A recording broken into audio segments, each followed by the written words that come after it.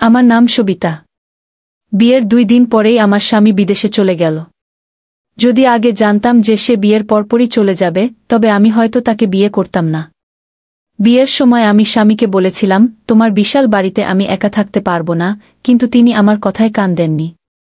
কেবল বললেন, তোমার চিন্তা করতে হবে না, আমি তোমার জন্য ছোট্ট বাচ্চা রেখে যাচ্ছি। তার কথায় কিছুটা সাহস পেলাম। ছোট্ট বালকটিকে আমি অদ্ভুত মনে করতাম।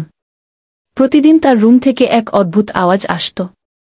একদিন জানালা দিয়ে উকি দিয়ে দেখলাম সে মোবাইলে কিছু দেখছে আর কিছু অদ্ভুত আওয়াজ করছে। পরদিন সে আমার রুমে থাকতে চাইল এবং বলল, কাকি, একা থাকতে আমার খুব ভয় লাগে, দয়া করে আমি তাকে আমার রুমে নিয়ে এলাম, কিন্তু গভীর রাতে যা ঘটেছিল তা শুনলে তোমাদের মাথা ঘুরে যাবে।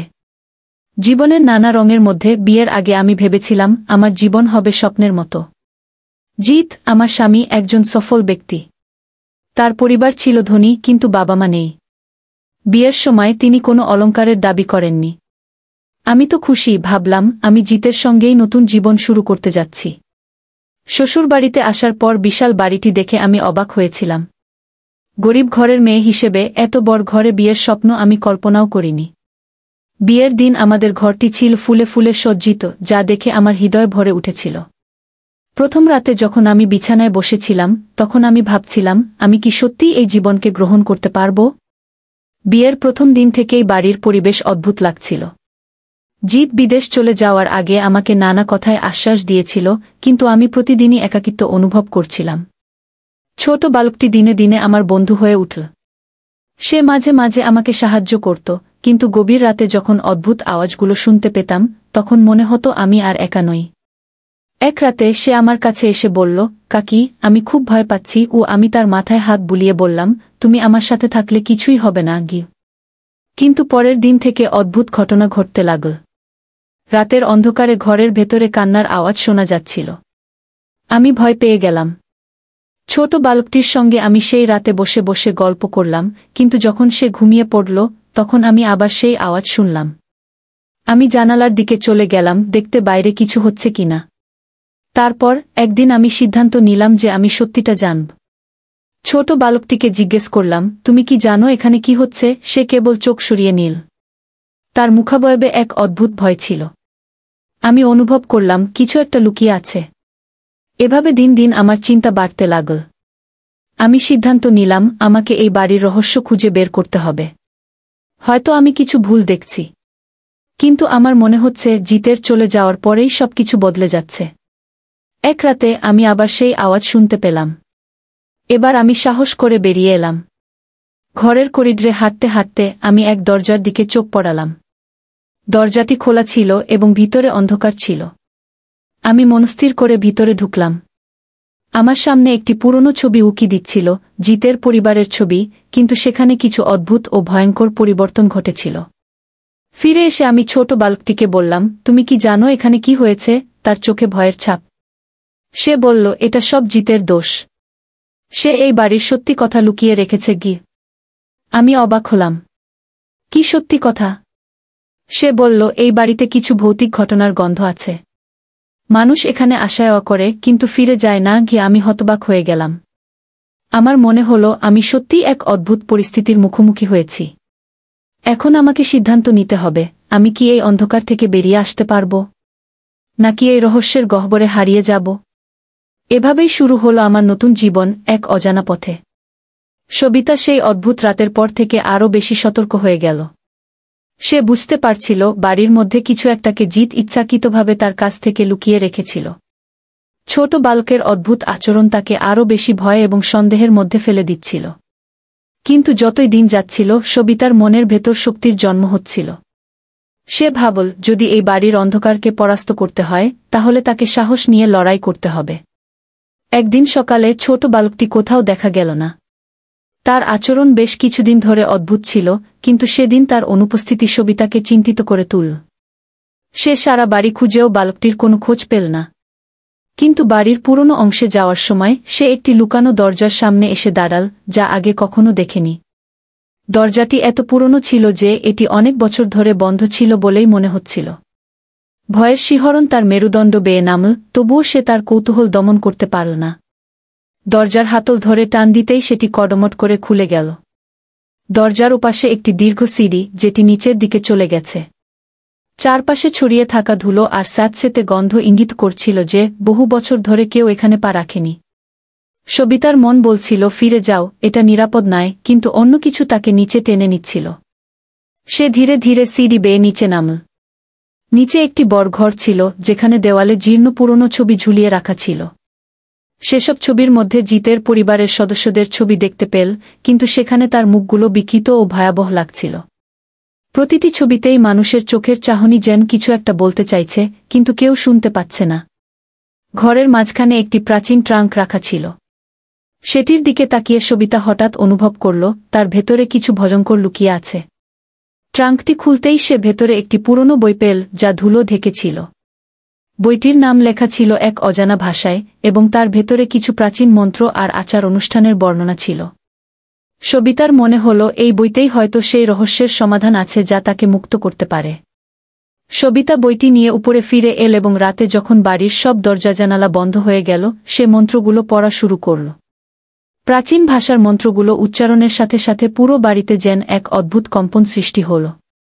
হঠাৎ সে বুঝতে পারল ছোট বালকটি ঠিক তার পেছনে দাঁড়িয়ে আছে, কিন্তু এবার তার চোখে কোনো সরলতা বা নিরীহতা নেই। তার চেহারা ছিল বদলে যাওয়া, যেন সে আর মানুষ নয়, এক ভৌতিক সত্তা। সে ধীরে ধীরে বলল, তুমি আমাকে এভাবে থামাতে পারবে না, কাকি। আমি তো সেই শক্তির দাস, যা এই বাড়িতে প্রজন্ম ধরে বাস করে গিয়ে। সবিতা ভয়ে জমে গিয়েছিল, কিন্তু তারপর তার মনে হল এই অভিশাপের চক্র ভাঙতে হলে তাকে আরও সাহসী হতে হবে। সে বইয়ের আরও গভীরে প্রবেশ করল এবং দেখতে পেল মন্ত্রগুলোর মাধ্যমে এই অভিশপ্ত শক্তির চক্র ভাঙা সম্ভব, তবে এজন্য তাকে সেই গোপন ঘরে ফিরে যেতে হবে। রাতের অন্ধকারে সবিতা আবার সেই গোপন ঘরে গেল। এবার তার হাতে ছিল মন্ত্রের বই এবং তার হৃদয়ে ছিল অদম্য সাহস। ঘরে ঢুকে সে মন্ত্র উচ্চারণ শুরু করল এবং ঘরের চারপাশে অদ্ভুত শক্তির ঝলকানি দেখা দিতে লাগল। সেখানকার বাতাস যেন আরও ভারী হয়ে উঠল এবং অদৃশ্য কোনো শক্তি যেন সবিতাকে বাধা দিতে চাইছিল। কিন্তু সে থামল না। মন্ত্রের শেষ লাইন উচ্চারণ করার সঙ্গে সঙ্গে একটা বিকট আওয়াজ হল এবং পুরো ঘর আলো ভরে উঠল। এক মুহূর্তের মধ্যেই সব অদ্ভুত আওয়াজ থেমে গেল, ঘরের ভেতরের সব বিকৃত ছবি স্বাভাবিক হয়ে উঠল, আর সেই ছোট বালকও যেন একটা শান্তি পেয়ে মিলিয়ে গেল। সবিতা হাফ ছেড়ে বাঁচল, বুঝতে পারল যে সে অভিশাপের চক্র ভেঙে দিতে পেরেছে। পরদিন সকালে পুরো বাড়িটা যেন নতুন আলো ঝলমল করছিল। এতদিন ধরে জমে থাকা অশুভ শক্তির চিহ্ন মুছে গিয়েছিল এবং সবকিছু স্বাভাবিক মনে হচ্ছিল। সবিতা জানত তার লড়াই শেষ হয়েছে, কিন্তু তার হৃদয়ে একরকমের তৃপ্তি ছিল। সে সিদ্ধান্ত নিল জিতের কাছে ফিরে যাবে না, কারণ সে জানত জিত তাকে এই অভিশপ্ত বাড়ির মধ্যে ফেলে রেখেছিল তার নিজের লোভের কারণে। এখন সবিতা নিজের জীবনের নিয়ন্ত্রণ নিজেই হাতে নেবে। সে নতুন করে শুরু করার জন্য প্রস্তুত ছিল, কিন্তু এবার একা নয়, এক শক্তিশালী নারী হিসেবে যে নিজের জীবন ও ভবিষ্যৎকে নিজেই গড়ে নেবে, কোনো পুরনো অভিশাপ বা পুরুষের ছায়া ছাড়াই। এভাবেই সবিতার নতুন জীবন শুরু হল, যেখানে সে একা কিন্তু মুক্ত এবং সাহসী। সবিতা অভিশাপের শৃঙ্খল থেকে মুক্তি পাওয়ার পর তার জীবনে পরিবর্তনের হাওয়া বয়ে গেল। বাড়িটি এখন আগের মতো আর অন্ধকারে ঢাকা নেই। কিন্তু মুক্তির আনন্দের মাঝেও সবিতা অনুভব করল তার সামনে আরও অনেক প্রশ্নের উত্তর বাকি আছে। জিত কেন তাকে এখানে ফেলে রেখেছিল? সেই ছোট বালকটি আসলে কে ছিল? এসব প্রশ্নের উত্তর জানার জন্য সে দৃঢ় প্রতিজ্ঞ হল। 2 দিন পরেই সবিতা সিদ্ধান্ত নিল সে জিতের সাথে কথা বলবে। অনেকবার ফোন করার পরেও যখন কোনো উত্তর পেল না, তখন সে নিজের পরিকল্পনা করল। সে জিতের অবস্থান জানতে পারল তার কাজের সূত্র ধরে এবং সরাসরি বিদেশে চলে গেল। সবিতার মনে ছিল শুধুমাত্র একটাই প্রশ্ন, কেন? বিদেশে পৌঁছে সবিতা একটি অভিজাত হোটেলে জিতের সঙ্গে দেখা করল। জিত তাকে দেখে প্রথমে অবাক হলেও দ্রুত নিজেকে সামলে নিল। তার চোখে কিছুটা অস্বস্তি ছিল। সবিতা সরাসরি প্রশ্ন করল, তুমি আমাকে ওই অভিশপ্ত বাড়িতে রেখে চলে গেলে কেন? জিত কিছুক্ষণের জন্য চুপ ছিল, তারপর নিঃশ্বাস ফেলে বলল, আমি জানতাম তুমি কিছুদিন পরেই সব বুঝে যাবে। সেই বাড়িতে আমাদের পরিবারের পুরনো ইতিহাস লুকিয়ে আছে, যা আমি মুছে ফেলতে চেয়েছিলাম। সবিতা জিজ্ঞেস করল, তোমার পরিবারে কি ঘটেছিল জিত? তুমি আমাকে কিছুই বলনি গি। জিত ধীরে ধীরে সব খুলে বলল। তার পরিবার বহু প্রজন্ম ধরে ওই বাড়িতে বাস করত। তবে তার দাদার সময় থেকেই একটি অশুভ শক্তির অভিশাপ সেই বাড়িতে আস্তে আস্তে বাসা বাঁধতে শুরু করে। তার দাদা প্রাচীন জাদুবিদ্যা এবং অদ্ভুত কিছু আচার অনুষ্ঠান করেছিলেন, যার ফলেই সেই অভিশাপ তার পরিবারে নেমে আসে। সেই অভিশাপের কারণে বাড়ির প্রত্যেক পুরুষ সদস্যকে ধীরে ধীরে হারিয়ে যেতে হয়। এই কারণে তার বাবা মাও হঠাৎ মারা গিয়েছিল এবং জিত জানত যদি সে সেই বাড়িতে থাকত তবে তার পরিণতিও একই হতো। আমি ভেবেছিলাম তোমাকে সেখানে রেখে গেলে হয়তো এই অভিশাপের প্রভাব কমবে, কি জিত কণ্ঠের কাঁপুনিতে বলল, কিন্তু এখন বুঝতে পারছি এটা ভুল ছিল। সবিতা ধীর কিন্তু দৃঢ় স্বরে বলল, তুমি আমাকে ফাঁদে ফেলেছিলে জিত, কিন্তু আমি সবকিছু ঠিক করে নিয়েছি। সেই অভিশাপকে আমি চিরতরে দূর করে দিয়েছি। জিত বিস্ময়ে তাকিয়ে বলল, তুমি কিভাবে সেটা করলে? সবিতা বলল, আমি তোমার পরিবারের ইতিহাসের সাথে লড়াই করেছি এবং জিতেছি, কিন্তু এই অভিশাপ থেকে মুক্তি পেতে হলে তোমাকেও নিজের দায়িত্ব নিতে হবে। জিত তখন বুঝতে পারল তার নিজের ভয়ের কারণে সে ভুল সিদ্ধান্ত নিয়েছিল। সে সবিতার প্রতি তার অপরাধবোধ প্রকাশ করল এবং ক্ষমা চাইল। সবিতা তার কথা শুনে চিন্তায় পড়ল, কিন্তু তারপর বলল, আমাদের দুজনকেই নতুনভাবে শুরু করতে হবে। আমি জানি না আমাদের ভবিষ্যৎ কেমন হবে, কিন্তু আমি আর একা বাঁচতে চাই না। জিত এবং সবিতা একসঙ্গে বাড়িতে ফিরে যাওয়ার সিদ্ধান্ত নিল। তারা চেয়েছিল নতুন করে সবকিছু শুরু করবে, কোনো ভয়ের ছায়া ছাড়া, মুক্ত জীবনের পথে। বাড়িতে ফিরে এসে সবিতা ও জিত একসঙ্গে নতুন অধ্যায় শুরু করল। তারা বাড়িটিকে সংস্কার করল এবং সেই পুরনো ঘরগুলো যেখানে অভিশাপের প্রভাব ছিল সেগুলোকে মুছে দিয়ে নতুনভাবে সাজিয়ে তুলল। তাদের সম্পর্ক আবার নতুন করে গড়ে উঠতে লাগল, ভয় ও মিথ্যার ছায়া থেকে বেরিয়ে এসে সত্যিকারের ভালোবাসা ও বিশ্বাসের ভিত্তিতে। কয়েক বছর পর সবিতা ও জিতের পরিবারে এক নতুন সদস্যের আগমন ঘটল, তাদের প্রথম সন্তান। সেই সন্তানের মধ্য দিয়ে তারা তাদের জীবনে নতুন আলো দেখতে পেল। অতীতের অভিশাপ তাদের ছেড়ে চলে গেছে এবং এখন তারা এক নতুন ভবিষ্যতের স্বপ্ন দেখতে শুরু করল। এভাবেই সবিতার জীবনের আরেক অধ্যায় শেষ হল এবং শুরু হল নতুন, উজ্জ্বল একটি অধ্যায়, যেখানে কোনো অন্ধকার নেই, আছে কেবল ভালোবাসা, বিশ্বাস আর নতুন জীবনের সম্ভাবনা। সবিতা ও জিত একসঙ্গে নতুন জীবন শুরু করার পর তাদের সংসার ধীরে ধীরে স্বাভাবিক হতে লাগল। বাড়ির অভিশাপের প্রভাব মুছে যাওয়ার পরও মাঝে মাঝে সবিতা নিজের মনকে শান্ত রাখতে পারত না। পুরনো দিনের সেই ভয়ানক স্মৃতিগুলো তার মনের ভেতর মাঝে মাঝে ফিরে আসত। কিন্তু সে সবসময় মনে করত সে একবার এই অভিশাপের সাথে লড়াই করেছে এবং জিতেছে, তাই আর কোনো ভয় তাকে আটকাতে পারবে না। একদিন হঠাৎ করেই সবিতার জীবনে এক অদ্ভুত পরিবর্তন ঘটল। সে অনুভব করতে শুরু করল বাড়ির পরিবেশ আবারও কিছুটা অস্বাভাবিক হয়ে উঠছে। রাতের বেলায় হঠাৎ হাওয়া বইতে শুরু করত, আর ঘরের কোনায় কোথাও কোথাও হালকা আওয়াজ শোনা যেত। যদিও এসব ছোটখাটো ঘটনা, তবু সবিতার মন আবারও অস্থির হতে লাগল। এক রাতে যখন সবিতা ঘুমিয়েছিল তখন সে হঠাৎ করে ঘরের ভেতরে একটা মৃদু কান্নার আওয়াজ শুনল। সে উঠে দাঁড়িয়ে চারপাশে তাকাল, কিন্তু কিছু দেখতে পেল না। সে ভেবেছিল হয়তো তার মনের ভুল। কিন্তু পরের দিন রাতে সে আবারও সেই কান্নার আওয়াজ শুনল।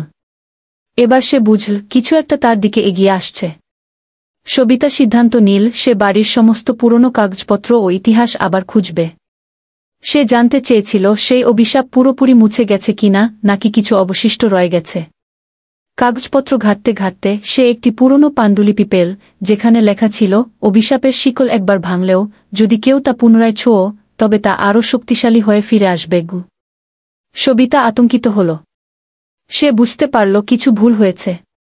হয়তো জিত বা সে নিজের অজান্তে সেই পুরনো শক্তিকে আবার জাগিয়ে তুলেছে। এরপর সবিতা স্থির করল সে আর এই ভয়ের মধ্যে বাঁচবে না। এই অভিশাপকে চিরতরে মুছে ফেলতে হলে তাকে নতুন কোনো উপায় খুঁজতে হবে। সে আরও গভীরে প্রবেশ করে সেই মন্ত্রগুলো খুঁজে বের করল যা অভিশাপ পুরোপুরি ধ্বংস করতে পারে। একদিন রাতে সে আবার সেই পুরনো ঘরে ফিরে গেল। সেই জাদুকরি মন্ত্রগুলি জপ করতে শুরু করল। চারপাশে ঘুরতে থাকা অন্ধকার আর ভয় তাকে আবার ঘিরে ধরতে চাইছিল, কিন্তু সে এবার শক্ত ছিল। মন্ত্রের শেষ বাক্য উচ্চারণ করার সাথে সাথেই পুরো বাড়ি কেঁপে উঠল। আর সেই মুহূর্তেই সব অশুভ শক্তি চিরতরে বিলীন হয়ে গেল। এই ঘটনার পর সবিতা আর কখনো সেই ভয়ের মুখোমুখি হতে হয়নি। জিত ও সবিতার জীবন আবারও শান্তিতে ফিরে এল। তারা বুঝতে পারল ভালোবাসা এবং সাহসের শক্তি সবকিছু পরাস্ত করতে পারে, এমনকি শত বছরের পুরনো অভিশাপও। তাদের সন্তান বড় হতে লাগল, আর তার সাথে তাদের সংসার পূর্ণতার পথে এগিয়ে চল। অতীতের সেই কালো অধ্যায় মুছে গিয়ে এখন তারা একসঙ্গে নতুন জীবনের পথে এগিয়ে চল, যেখানে ছিল কেবল সুখ, সমৃদ্ধি আর এক নতুন আলোর স্বপ্ন। এভাবেই সবিতার গল্পের শেষ হল, কিন্তু এই শেষ নয়। এটি ছিল এক নতুন শুরু, যেখানে ভালোবাসা, সাহস আর নিজস্ব শক্তি দিয়ে